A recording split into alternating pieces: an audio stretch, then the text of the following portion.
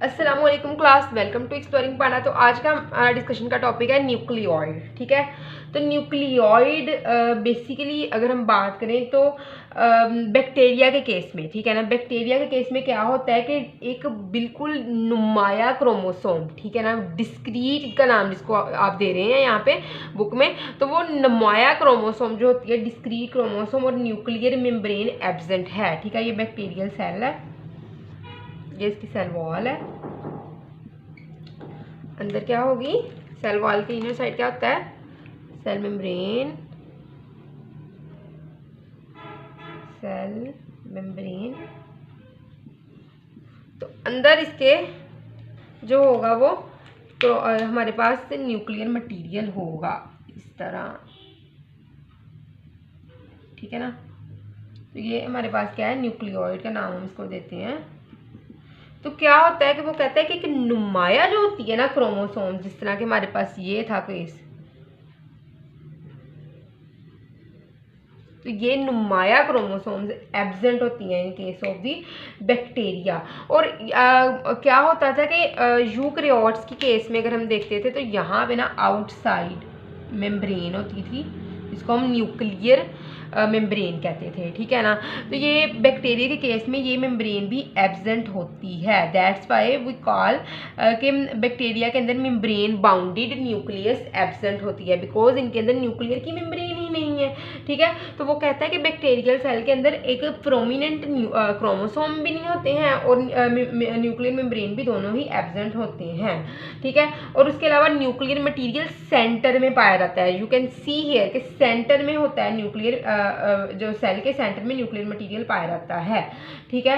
तो जो nuclear material होता है ना, ये मिलके बना होता है एक single circular double stranded DNA, ठीक है। एक सिंगल होगा, सर्कुलर होगा और डबल स्ट्रैंडेड डीएनए होगा। जिस तरह के आप देख सकते हो, एक सर्कुलर होगा डीएनए और 2 स्ट्रैंड वाला होगा और सिंगल होगा, ठीक है ना, और ये सर्कल की फॉर्म में पाया जाएगा, ठीक है। तो ये न्यूक्लियर मटेरियल मिलके बना होगा होता है सिंगल, सर्कुलर और डबल स्ट्रैंडेड डीएनए के मॉलिक्यूल से। न्यूक्लियोइड जो होती है इसकी केस में हम कह सकते हैं, अगर हम इसकी डेफिनेशन की बात करें तो हम कहते हैं कि न्यूक्लियर मटेरियल जो होता है डीएनए का, वो इकट्ठा होकर ना एक इरेगुलर शेप डेंस बॉडी बनाता है, उसको हम कहते हैं न्यूक्लियोइड। अच्छा, डीएनए की उसने बात की थी कि डीएनए किस तरह का होगा। DNA in case of bacteria is जो होगा सिंगल, ठीक है, सर्कुलर, सिंगल होगा, सर्कल में होगा और डबल स्ट्रैंडेड होगा, डबल स्ट्रैंडेड। अच्छा, अब क्या होगा, ये जो हमारे पास डीएनए ये एग्रीगेट होना शुरू होगा, आपस में इकट्ठा होगा, ठीक है। इकट्ठा होने के बाद एक इरेगुलर शेप बॉडी बना देगा, ठीक है ना। एक होगा ये डबल स्टैंडर्ड ही, ठीक है ना, इरेगुलर शेप बॉडी यहाँ पे हमारे पास बन जाएगी, जिसको हम नाम दे देते हैं न्यूक्लियोइड का, ठीक है। तो न्यूक्लियोइड का उसको हम नाम दे देते हैं। इसके पास बहुत लॉन्ग मॉलिक्यूल होते हैं न्यूक्लियोइड के, सॉरी हमारे पास बैक्टीरिया के पास डीएनए के, ठीक है। तो अगर हम बात करें कि न्यूक्लियोइड को हम न्यूक्लियर बॉडी भी कह सकते हैं, क्रोमाटिन बॉडी भी कह सकते हैं और न्यूक्लियर रीजन भी कह सकते हैं। It is also called as the nuclear body, chromatin body,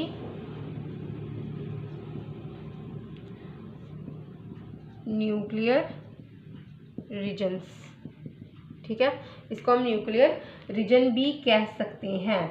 तो ये लॉन्ग मॉलिक्यूल है डीएनए का, ये टाइटली फोल्ड होता है और फिट होता है सेल के कंपोनेंट्स के अंदर, ठीक है ना। ये डीएनए को टाइटली फोल्ड किया जाता है और ताकि इसको अच्छे से फिट किया जा सके सेंटर में एक प्रॉपर शेप के हिसाब से, ठीक है। तो बैक्टीरिया के पास क्या होता है, एक सिंगल क्रोमोसोम होता है। So bacteria are haploid, bacteria के पास जस्ट एक क्रोमोसोम होगा। बैक्टीरिया इज ऑलवेज हैप्लॉइड, क्योंकि इसके अंदर गैमेट फॉर्मेशन तो बनेगी नहीं, तो डिप्लॉइड ही कहाँ से आएगी, ठीक है।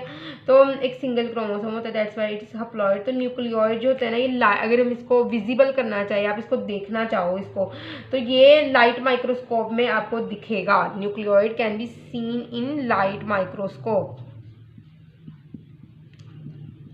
अब इसको लाइट माइक्रोस्कोप में देख सकते हैं किस तरह स्टेन करके फिलते हैं विद आफ्टर स्टेनिंग विद एक स्टेन है जिसको आप कहते हो विल्जन स्टेन, ठीक है।